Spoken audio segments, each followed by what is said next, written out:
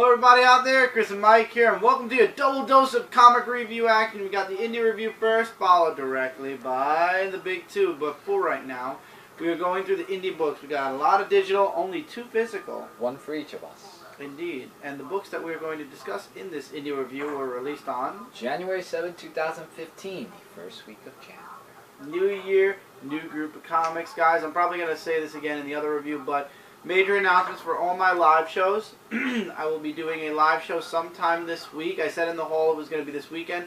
Things got a little hectic today, which is Sunday, so unfortunately didn't have time to go live. I will go live sometime this week and give you guys the new schedule. There are a lot of tweaks I'm doing. That's why we're not starting the live shows again on Friday until the end of the month, the beginning of next month. So I have time to tweak, do a little changing, you know, figure out what I want, where, when, how, why, and everywhere. For each show, and there will be returns. There will be some really good stuff. There'll be stuff for this channel. There'll be stuff for Zone 4. It's great. We're gonna have fun, and like I said, there will be a live show talking about that, and possibly maybe the announcement of the show Mike and I want to start also. But until then, let's get into the indie books this week. Mike, you go first. The physical books are only a Zenoscope that we have. And that's never a bad thing. Never at all, because mine is Grimm Tales of Terror, issue number 6. The story about the monsters that live under your bed. Are they good or bad? I like that cover. Yeah, the cover is really nice.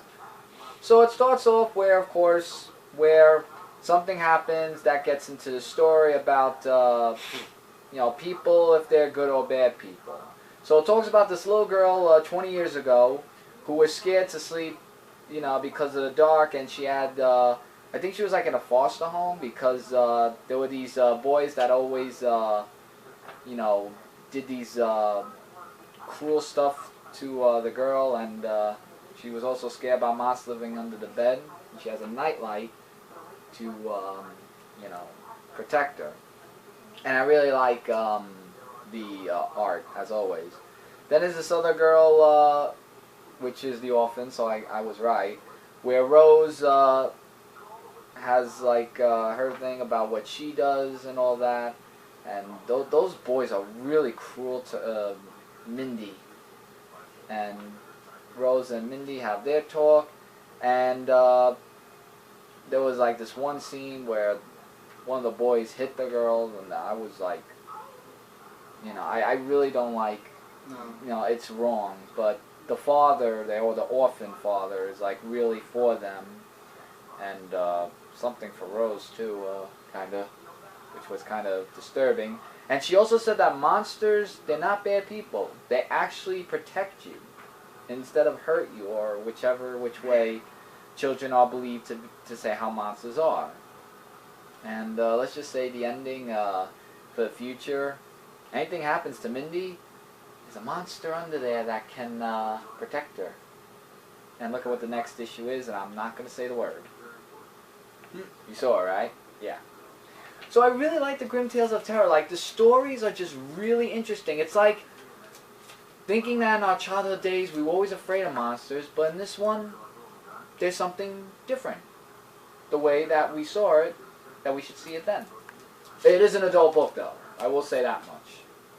But really great book that I read from Zenoscope. This book definitely gets my book of the week, and that is Grimm Fairy Tales 106. I love this issue. It delves into the past a little bit more, where it's the end of the Realm War, which it gives you kind of a little insight on the last issue of Realm War, which I'm okay with, because it's not too much. You still don't know how they won. Seela's reunited with Shang, and that's when she goes to the Council of Realms, and they decide to open up Arcane Acre, which is going to be a school to train the young false and false bloods, and there was another blood. It's right at the beginning of the book. Give me a second. The false bloods and the highborn. I was right. The young generation of false blood and highborns to become the next realm knights.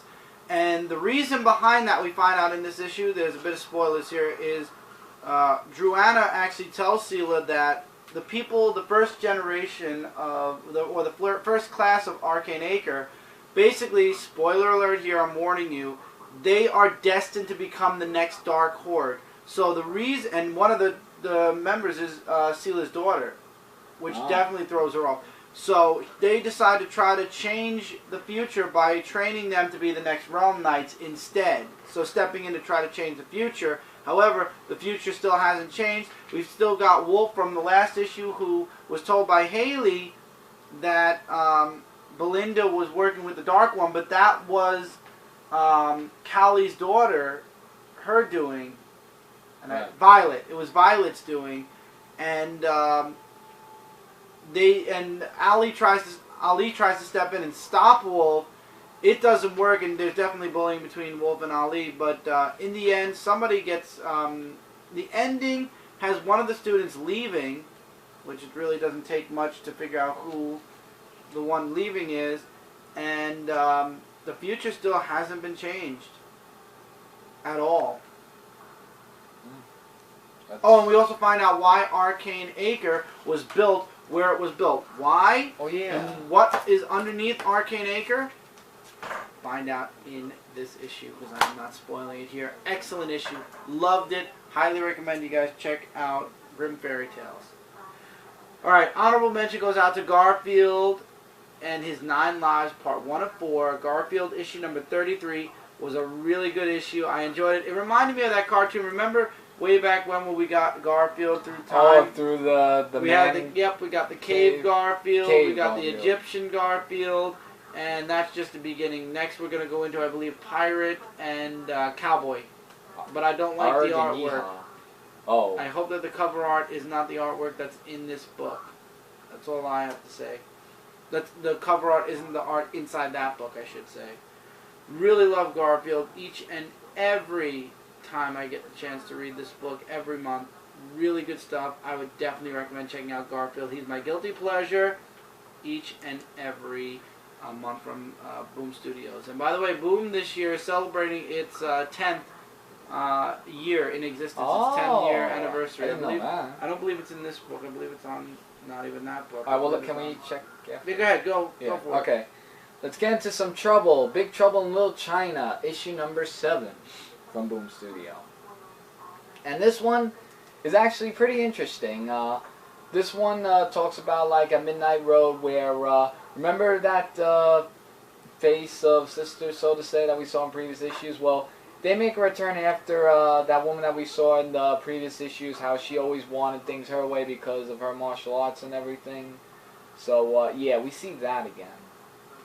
That wants to humiliate them. Then Tennessee, we have, what was his name? Go back to? Oh, Jack Bourbon. Yeah. Jack is just with his friend over there. They're just going to the bars and finding out about the Southlands. I like that guy that just talks about peas and everything. Because when they get into a fight with these gang members, because Jack is, I think, on a wanted thing. I think that's why. The guy just comes in that talks about peas and he just beats the holy snot out of them. Like, this guy was like Hulk Hogan right here. Just knocks them all out. Or actually the Incredible Hulk, I should say. Not Hulk Hogan. I don't know where I got that. So, his name is Bird, actually. And after that, that was the end of that. So, there's these policemen that come in and they do their jurisdiction about their Tennessee things and blah, blah, blah, blah. Of course, Jack goes after his little task that he had to do, and they see him now as their king after what they did. okay. I know, it's kind of weird, but it's interesting. I really like that's really interesting of that. And then after that, he's just saying that he has to do some little thing called payback for something. And what is that payback? We have to find out when you read the book, and it's to be continued until the next issue. By the way, 90% of these books are mine. Just want to let you know. Again. I want to let them know. You Okay. mentioned it? I don't think. I don't know. I don't think I did. No. Feathers issue number 1. Yeah, this is just a cover. I didn't get the title because that's what they showed. The artwork reminds me a lot of Hellboy, I will say that. Which there is Hellboy and the BPRD number 2 that came out this week. I didn't get a chance to read number 1, so I can't read number 2. But it's a really good book from what I saw with the artwork. Anyway, this old man finds Feathers, who's this like mutant boy who looks like he's a mix between a bird and a boy.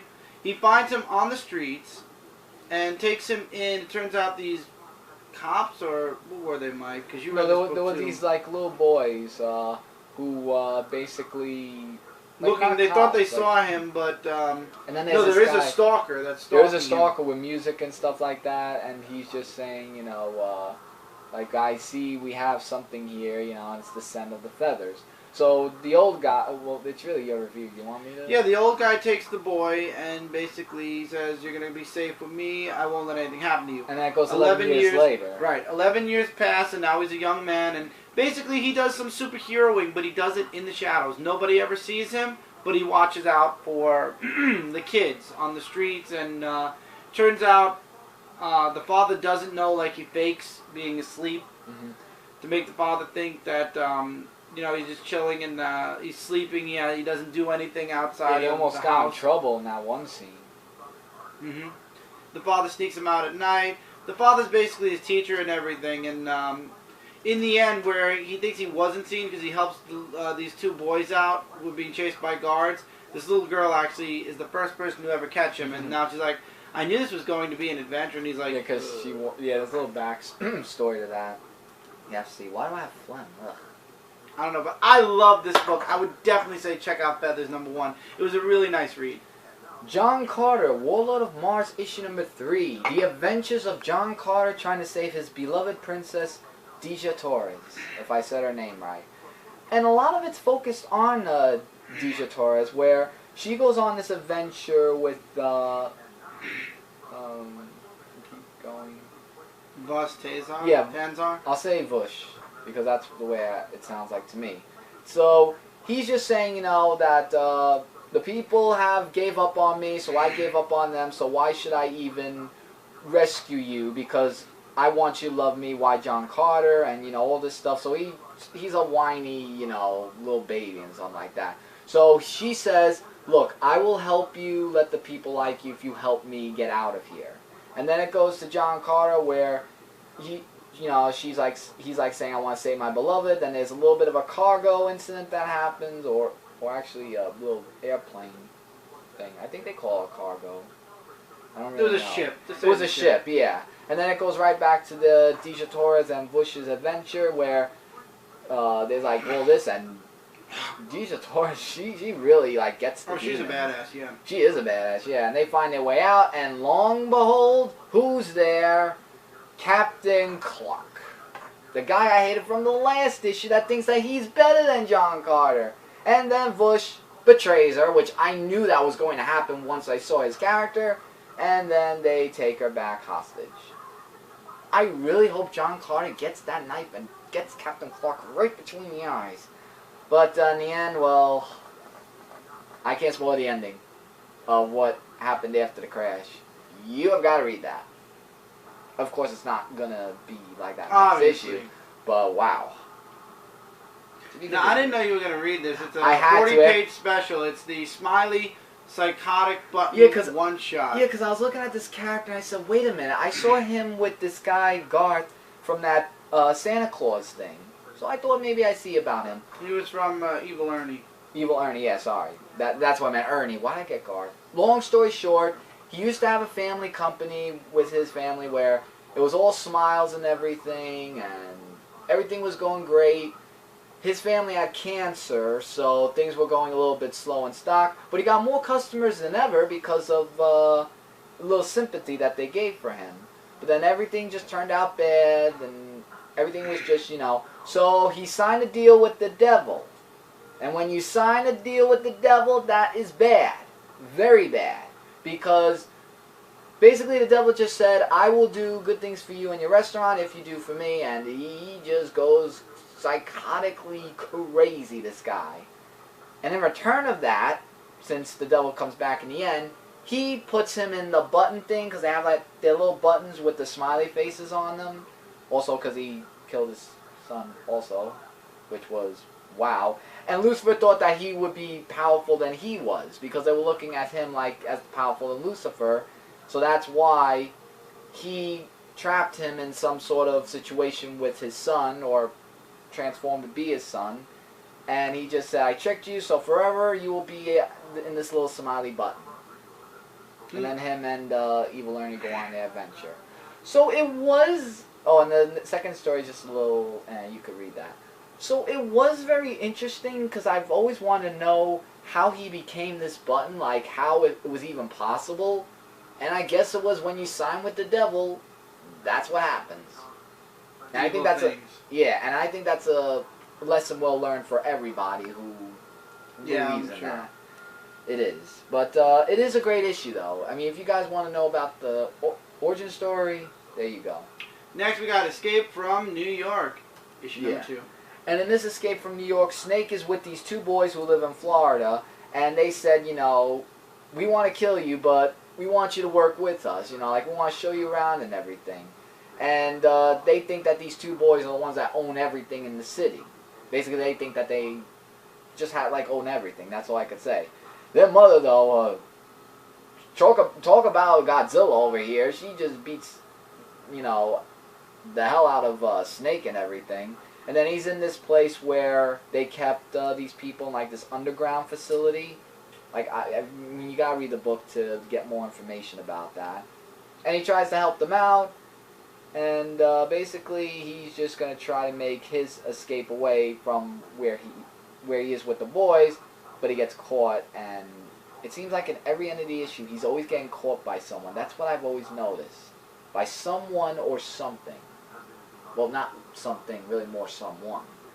So, what an escape he's trying to make, huh?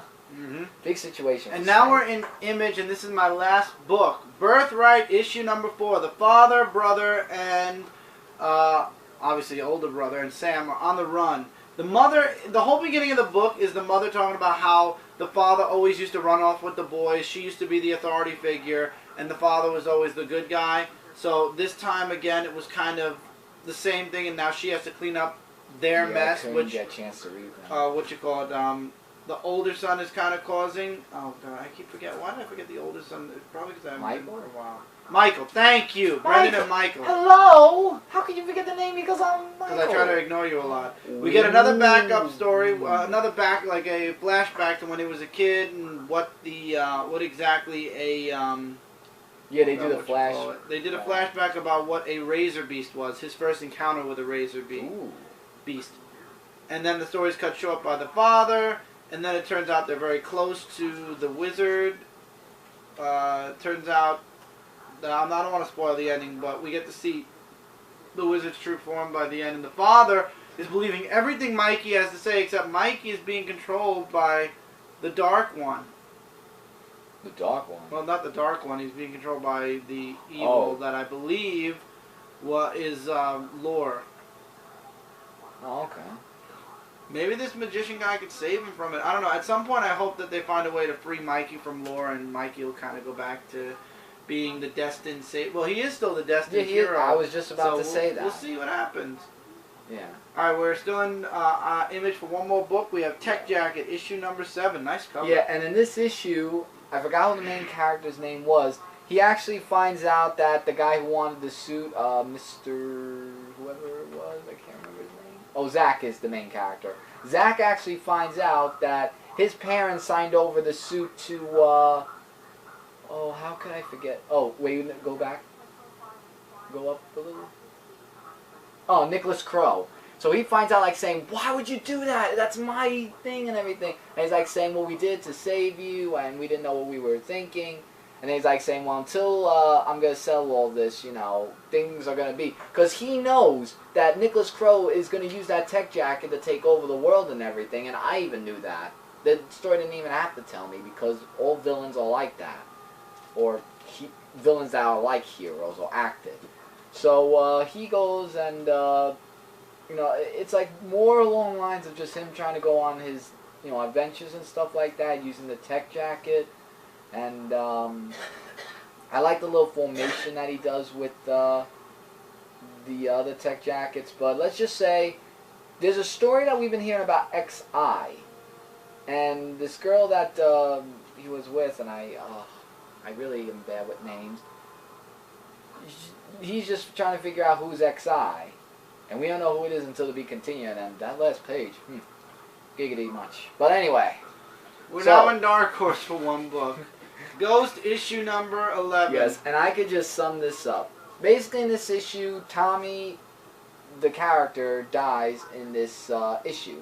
And she's like saying, you know, it's all my fault that all this is happening because she was like really close to Tommy, you know, with all the adventures and everything, and she didn't know how to tell her friends because they were afraid they were going to throw her out. So Vong leaves after that because he couldn't take the fact that he died. So Vaughn goes to visit Elsa, and just to, you know, for comfort and everything. Well, after the whole thing of what she does on the streets because she's still mad about what happens, she takes it out on people, you know? Then Vaughn goes to Elsa, and then the whole thing happens, and, well, you can fill in the blank what happens after that. And then one person finds out that happened, and yeah.